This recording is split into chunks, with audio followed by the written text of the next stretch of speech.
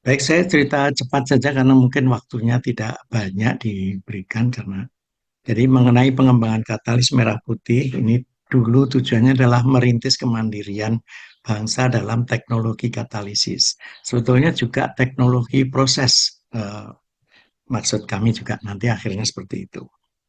Eh, ini nggak enak kalau saya nggak menceritakan sedikit tentang katalis. Jadi katalis itu adalah zat yang mempercepat reaksi dan mengarahkan reaksi. Dan karena kemampuan itu, maka industri kimia ini hampir lebih dari 80%, ada yang mengatakan sampai 90% menggunakan katalis. Nah, kecenderungannya katalis itu sekarang sudah tidak dijual bebas. Memang masih 40% yang dijual bebas, 60% itu sudah digunakan oleh pengembangnya sendiri. Jadi mengembangkan sendiri, lalu digunakan sendiri di industrinya.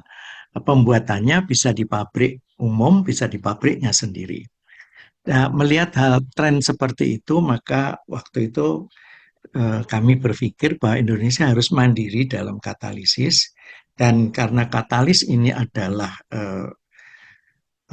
kunci dari pengembangan teknologi proses, maka harapannya juga suatu hari setelah katalis banyak berkembang, kemudian diikuti juga kemandirian dalam proses dan teknologi proses reaksi kimia. Itu dulu cita-citanya seperti itu. Ini sedikit mengenai penggunaannya. Jadi karena adanya katalis itu penggunaan bahan dan energi lebih efisien, pengembangan material dan bahan kimia baru, pengembangan sumber energi baru, pengembangan proses dan teknologi baru, pengembangan sistem perlindungan lingkungan. Nah, jadi katalis sangat menentukan keekonomian proses.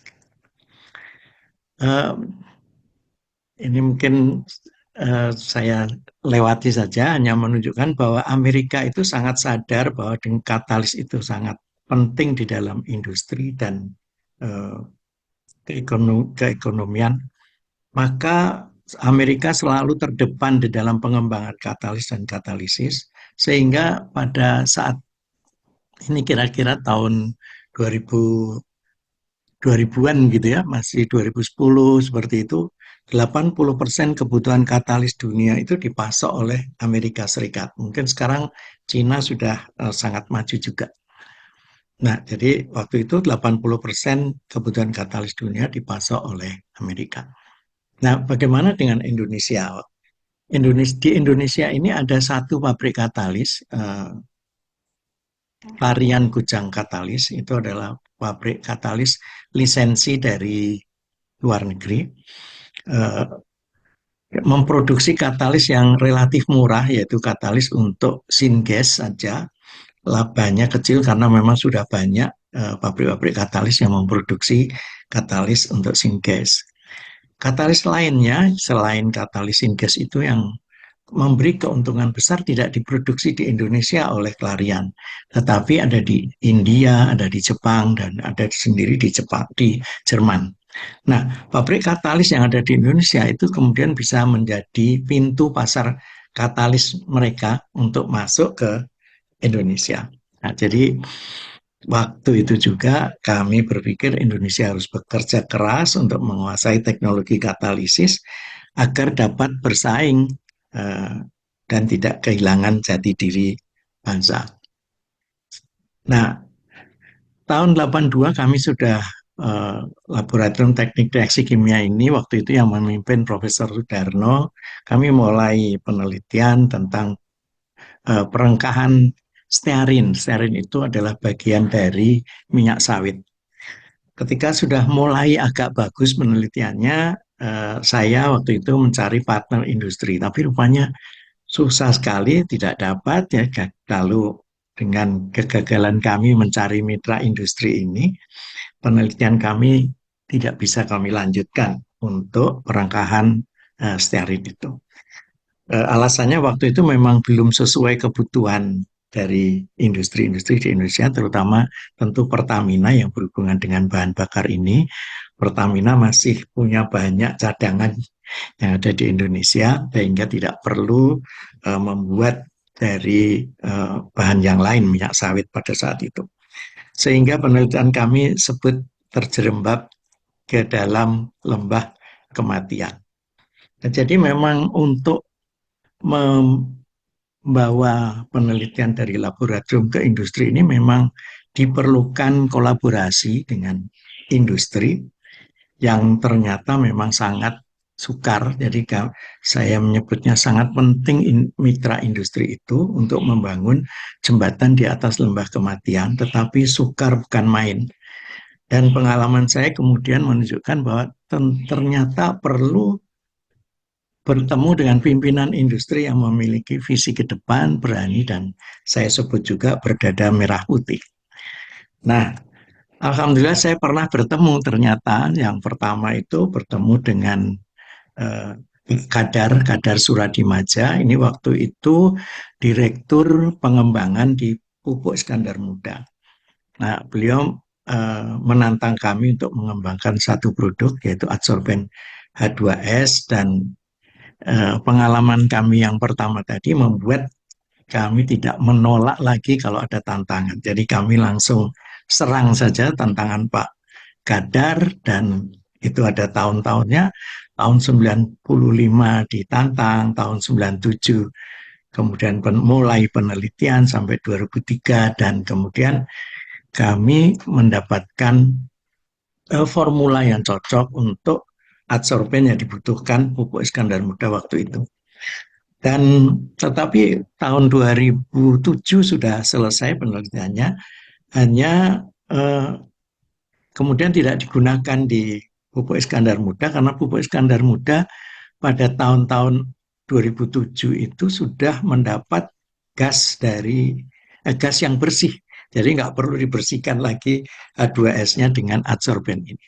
Hanya Pak Bambang Dewo ini masih waktu itu sebagai direktur produksi di PIM menyampaikan bahwa kita sudah punya resep untuk membuat adsorben.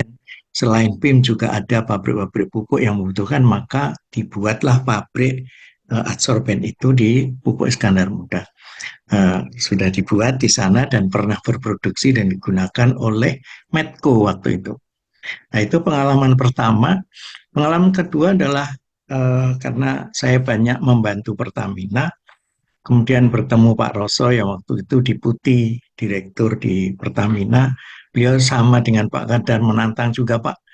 Kita itu katalis hydrotreating selalu beli, padahal dia tidak terlalu sukar untuk dibuat, dan ya bisa nggak kita buat begitu tantangannya Pak Roso.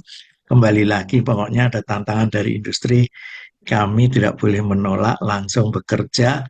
Dan sama 2005 kami bekerja sama, dan di, bisa diuji coba di Kilang itu pada 2011. Nah, Pak Roso waktu itu sudah pensiun. Pak Roso dari Deputi Direktur menjadi Direktur, lalu 2011 pensiun. Nah, kami harus berjuang lagi untuk bisa diuji katalis kami itu di Kilang. Akhirnya diizinkan dan diuji, hasilnya baik. Dan selanjutnya Pertamina untuk hydrotreating itu menggunakan katalis yang resep-resep yang dikembangkan bersama antara laboratorium kami bersama laboratorium penelitian Pertamina. Dan pada tahun 2000 ini kira-kira 2019 itu sudah 200 ton katalis itu digunakan di berbagai kilang di Pertamina seperti tertera dalam gambar ini. Nah, kerjasama laboratorium teknik reaksi kimia dan katalisis dengan industri itu dari tahun 96 hingga 2015 itu sederhana seperti ini. Ada laboratorium teknik reaksi kimia, ada industri mitra. Industri mitranya ini masih sedikit waktu itu, yang sudah saya sampaikan dari Pertamina dan Pupuk Iskandar Muda. Nah, lalu untuk katalis hydrotreating itu diproduksi di pabrik yang ada, yaitu Clariant Kujang Katalis. Kami sudah merasa nyaman kerjasama dengan industri, ada dana penelitian masuk ke laboratorium kami, lalu produk kami juga bisa dipercaya untuk digunakan di industri. Tetapi ternyata kerjasama dengan industri yang lain menunjukkan bahwa pengujian-pengujian katalis itu perlu jumlah yang besar. Nah, itu kami nggak mampu membuat yang besar. Sehingga kami bercita-cita kira-kira begini waktu itu cita-cita kami itu. Kami ingin bahwa banyak mitra industri yang bekerja sama dengan kami, lalu mengembangkan katalis bersama. Kemudian ada pemerintah yang kami ingin hadir pada saat itu karena kami tidak punya fasilitas yang banyak. Pengujian dalam skala lab kami punya, tapi skala pilot kami tidak punya. Pembuatan katalis dalam skala lab sangat kecil, hanya 50 gram per batch. Padahal untuk pengujian itu bisa diperlukan 3 sampai 5 kilo gitu. Setengah kilo ada juga setengah kilo sampai kira-kira 3 kilo begitu. Jadi kalau membuat kebutuhan untuk 3 kilo itu bisa 3 bulan kalau dengan skala lab gitu. Itu kalau lancar ya, kalau tidak lancar jangan. Sehingga kami perlu bantuan pemerintah ini dana-dana untuk mengembangkan pembuatan katalis dalam skala pilot, lalu alat-alat untuk pengujian, baik pengujian kimia, fisik, dan performance katalis seperti itu kami seperti itu. Lalu kami juga berpikir perlu pabrik katalis nasional karena katalis-katalis yang diuji coba digunakan di Pertamina, sudah digunakan di Pertamina sampai 2019 itu memberikan kinerja yang sangat baik. Kami khawatir kalau digunakan, kalau diproduksi di pabrik lain, meskipun dengan ada NDA yang ditandatangani bersama, khawatir bahwa resepnya sedikit demi sedikit terbawa oleh pembuat katalis itu, begitu. Sehingga ingin kalau bisa ada pabrik katalis sendiri, itu yang pertama. Selain itu juga bahan-bahan untuk pembuatan katalis itu sebetulnya berlimpah di Indonesia begitu. Jadi mestinya suatu hari bisa murah harga katalis yang diproduksi dengan bahan-bahan dari Indonesia dan diproduksi di Indonesia. Nah, jadi dengan demikian import katalis dari luar negeri yang ini mungkin bisa dikurangi, sedikit demi sedikit. Demikian pula suatu hari kalau pengembangan katalis ini berlanjut ke pengembangan teknologi proses, industri proses pun tidak semuanya harus dari luar negeri, tapi bisa dikembangkan dari tanah air sendiri. Seperti itu. Ini adalah cita-cita kami. Ini tadi sedikit saya sampaikan bahwa tantangan inovasi itu adalah untuk pengujian skala pilot dibutuhkan setengah sampai 3 kilogram, padahal di lab hanya bisa 50 gram per batch, padahal satu batch itu bisa selesai sampai 2-3 hari, begitu total dari mulai pembuatan sampai jadi. Kemudian jadi untuk membuat 3 gram perlu kira-kira 3 bulan. Ya, dibutuhkan peralatan pembuatan katalis skala 3 sampai 5 kg, instrumen karakterisasi katalis, reaktor skala pilot untuk pengujian kinerja katalis. Dan itulah pucuk dicinta ulam tiba pada saatnya. Jadi pada 2015, Kemenristek Dikti menawarkan program yang waktu itu dinamakan inovasi perguruan tinggi di industri. Sangat cocok dengan keinginan kami, jadi kami kemudian mendaftarkan, membuat proposal.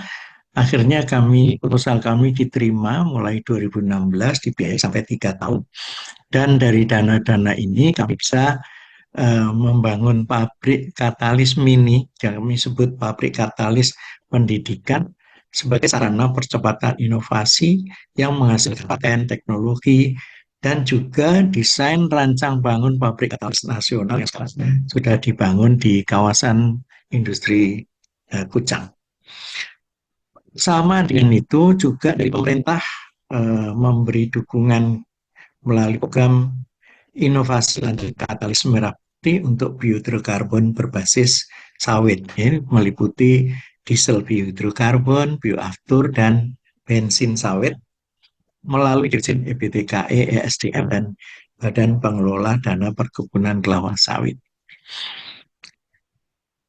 Eh, ini saya lewat saja. Ini adalah pengembangan katalis mulai dari lab, pilot ke komersial. Ini tadi dana dari pemerintah itu berwujud beberapa hal yang saya sebut di sini. Eh, Sedikit demi sedikit yang kami citakan tadi itu mulai terbentuk. Jadi ada pusat rekayasa katalis, ini sudah dibentuk di ITB sejak 2019. Jadi bukan hanya eh, prodi teknik kimia saja, ada prodi kimia, ada fisika, mulai kimia yang sudah, tapi kami sudah bekerja sama juga dengan fisika teknik eh, untuk mempelajari katalis. Jadi ini pusat katalisnya diputus pada tanggal 14 Agustus, bantuan dari pemerintah, jadi sudah pemerintah membantu sampai sekarang kami dapat bantuan dari BPDPKS. Cita-cita kami bekerja sama dengan industri mitra adalah pusat rekayasa katalis. Prodi ini membantu penelitiannya di prodi. Nah, pabrik katalis yang tadi sudah saya sampaikan, kami cita-citakan sudah juga dibangun, mulai berproduksi, maaf sebetulnya Oktober 2023, eh, bukan hanya pusat rekayasa katalis ITB saja yang sudah mengembangkan katalis untuk dibuat di pabrik katalis nasional ini, tapi juga dari lembaga lain, penelitian lain yaitu di Pertamina. Jadi RTI, Pertamina Research dan Teknologi Inovasi Pertamina sudah mulai juga mengembangkan eh, beberapa katalis. Yang dulu bekerja sama dengan kami, sekarang sudah bisa mengembangkan sendiri.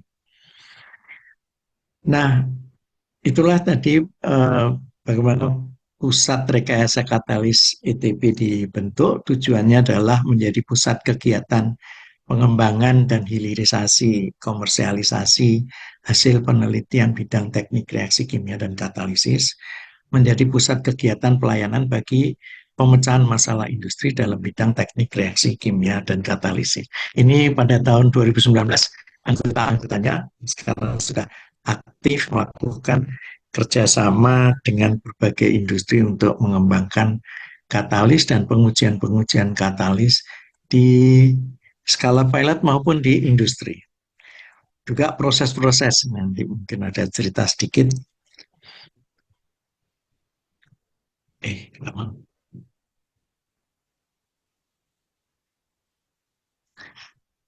Ini ada tadi yang saya ceritakan sedikit mulai 2003, 2005 kerjasama dan sebagainya sampai di pengembangan eh, diesel biohidrokarbon yang tadi saya sebut hasil bantuan pemerintah melalui ESDM dan BPDPKS sampai ke pabrik katalis. Ini tahun-tahunnya sampai sekarang. Di akhir-akhir ini kami juga kerjasama dengan Pupuk Kalimantan Timur untuk mengangkat beberapa katalis maupun adsorben. Nanti bisa dilihat di yang sudah saya sampaikan ke Pak Titip, ke Pak Hengki tadi. Kerjasama dengan industri menghasilkan katalis industrial berunjuk kinerja baik, unjuk kerja baik. Kemudian juga tentu sarjana, magister, doktor yang terlibat di dalam penelitian katalis tersebut, publikasi ilmiah, paten, royalti juga sedikit-sedikit sudah masuk ke ITB, peralatan pengembangan penelitian dan inovasi,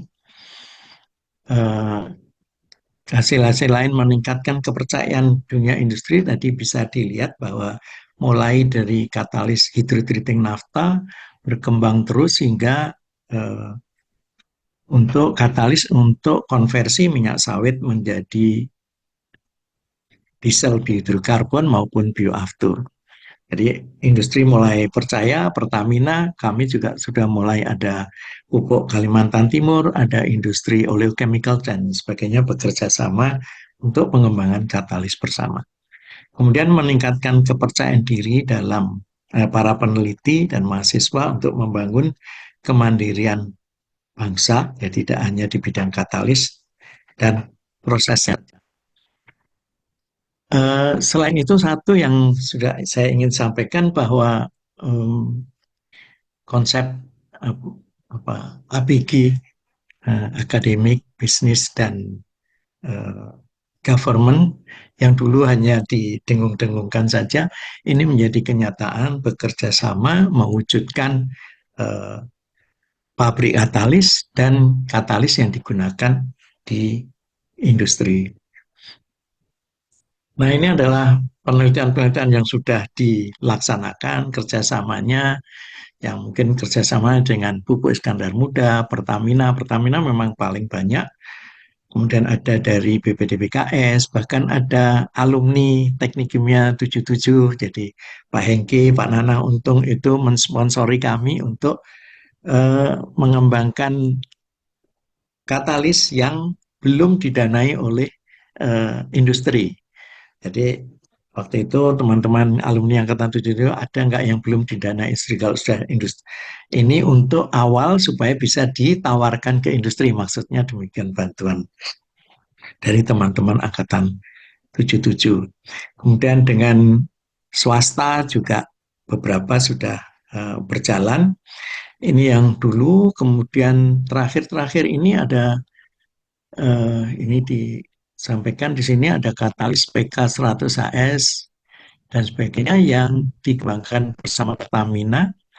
Ini yang lain dengan tadi BPDPKS dan lain-lain. Ya, dengan Pertamina menghasilkan paten-paten yang sudah tersertifikasi ada 6, daftar ada 4. Kemudian sekarang ini sedang disiapkan satu draft paten, paten lagi.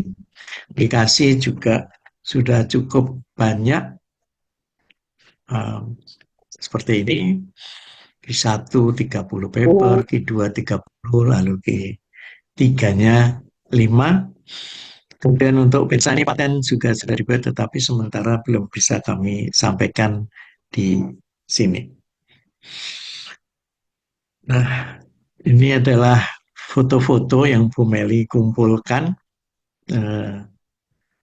Ini adalah foto pabrik katalis. Ini penandatanganan untuk pembentukan pabrik katalis. Anak-anak Untung yang selalu memantau pekerjaan kami setiap 2 minggu untuk pembangunan pabrik katalis dan unit bensa. Kemudian, nah inilah yang tadi anggota pusat rekayasa katalis itu yang dibantu oleh banyak sekali mahasiswa. Saat ini ada mungkin sekitar 30 mahasiswa yang dan alumni muda yang belum dapat pekerjaan itu membantu kami. Sekarang ini sekitar ada 30 mahasiswa dan alumni tadi. Demikian Bu Intan.